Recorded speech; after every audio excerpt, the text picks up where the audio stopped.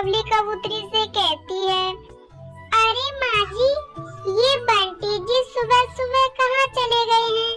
मैंने उनको पूरे घर में छान मारा, लेकिन वो मुझे कहीं पर